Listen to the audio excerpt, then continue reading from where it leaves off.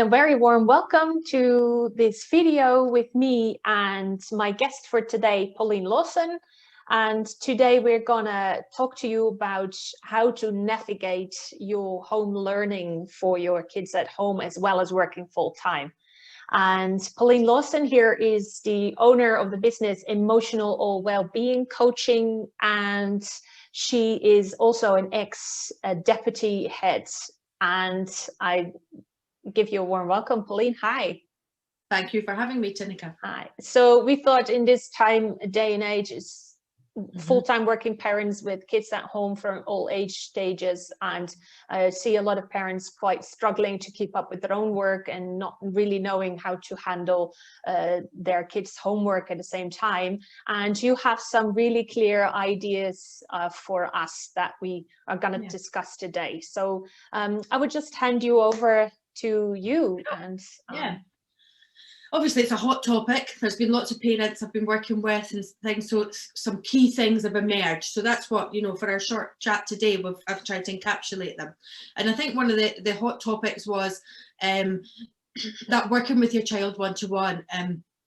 Not a lot of children need one-to-one support. Most children can function through most of their tasks with a little bit of scaffolding and obviously a little bit of support, but you are able to walk away. You do not need that. Most children don't need that one-to-one unless they've got pretty complex needs.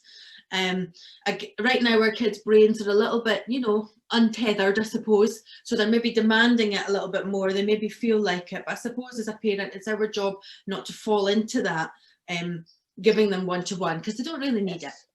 So giving children one-to-one is one of the mistakes that a lot of parents tend to make and think they need to keep up with that, and to take that tension away. There's no need to say to have them giving them one-to-one, as they don't have that in schools either. No. So, I mean, people checking in with them and checking out with them, checking in and checking out with them. Okay, but, good. Yeah. So that's a clear first. Thing they could do. There. I think that's to get that mum guilt or that dad guilt out of your head. You don't really need to be glued to them. Regardless of what that child says, they're having you on. They don't really need it all the time. So no need to give them one-to-one, and you can just go back to your own work or Zoom meetings and then checking in and checking out. Yeah, checking in a bit, working it round when you've got time. I think one of the second things that's really emerged, and I think it's quite important, and it's a language we use a lot in school, and I think working people will be familiar with it, and it's that setting an intention. We set an intention for the task that's placed in front of the child that day, for that hour, that 2 hours, that morning, or however you structure your day. If they have a clear intention and you've negotiated with them, you've looked at what's your expectations around this, what's our intention from it. Now, might be a big sheet of maths, but the intention is to get better at your divide sums. It's not to get 30 sums correct. So setting that intention is great for everyone, because you know they know exactly what to do, you know exactly what to expect when you come back, and their brain is clear. That clarity. I suppose we would maybe call it contracting at work and stuff like that, because you've got a common outcome, so you all know where you're going. So setting a clear intention for the day and not trying to get sidetracked with that. It takes your mind off to trying to control every single detail as well. Your child knows what to do, what they're being expected of them for the end of the day.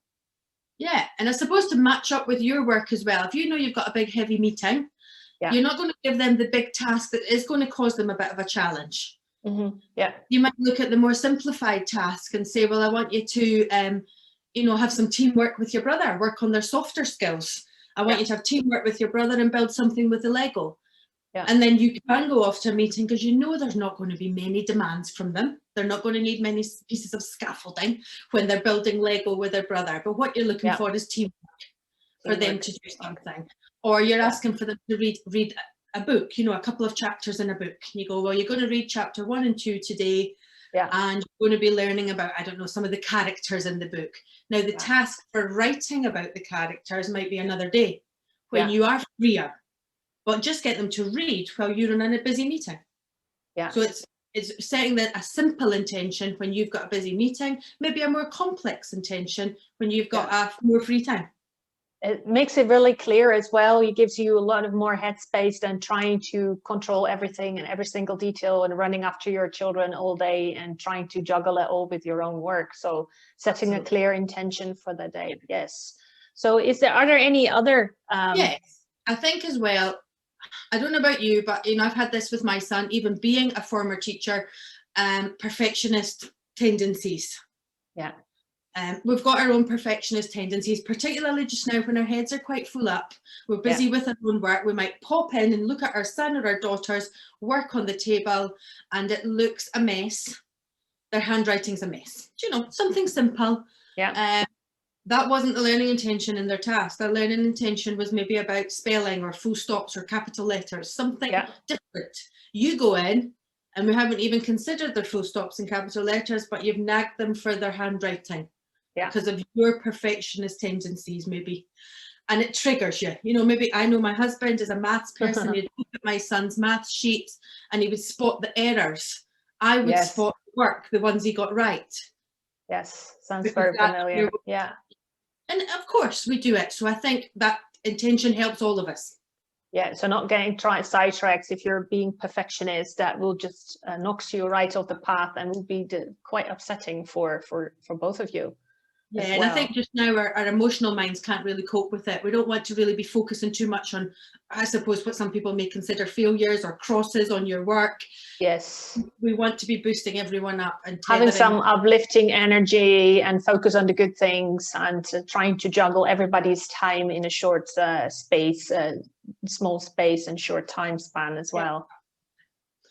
And so, I mean, that covers that kind of contracting, that kind of intention setting thing. And I think probably a word that's come up a lot recently as well, when I've been chatting with mums and teachers and parents and stuff, that metacognition is a big word we use in education, but it's a fancy word, but it just basically means thinking about thinking. Metacognition, okay. Yeah. And I think we use it with children. We use it in schools a lot as well, because we want our kids to be curious. We want our kids to be non-judgmental about their own work, and we want them to be curious and interested. Because what we want to create today is lifelong learners. We want our children to be lifelong learners. So yes, the maths, there might be 6 maths that are wrong. Their handwriting might be a mess. The book report, whatever, but we want them to be curious about their learning, where they maybe made an error, where they can improve, where are their areas for growth. And if you can have that curious conversations with them, that rather than right or not right or wrong, it's just that curious conversation, and the kids begin to think about their own thinking. That's quite a good point, because that challenges them as well to think about why they do the things they do, rather than just do it, and they can improve on that as well. So you're saying the metacognition is thinking about the thinking and stimulate your child to focus on why they do it, rather than what's wrong or what's not wrong. And that gives you, again, it brings you both in a positive space at the same time, and challenge your child. Kind of takes us back to the one-to-one again as well, because if they can do thinking about their own thinking, therefore they don't really need you all the time. They may need a little bit of scaffolding because they're children, and that's where we care for them, but we don't. If they go right back to the one-to-one, they can think about their own thinking and decide on their own tasks. If they had a little moment of freedom, mum was in a meeting, they can maybe think what to do next about their own thinking. You challenge them their own thinking patterns. I think that's brilliant. So to sum up, we have the one-to-one, that you don't need to give your child a one-to-one because they don't get that at school. We challenge them to set an intention for the day for yourself and for your child, so that you just know what the outcome would be at the end of the day, and you can dip in and out to see if they get there or not without being sidetracked. And we have the metacognition, focus on the thinking of the thinking, and stimulate your child to judge in a positive way their own curious mind about their work. Yes, all right. So I think that would be all for our time.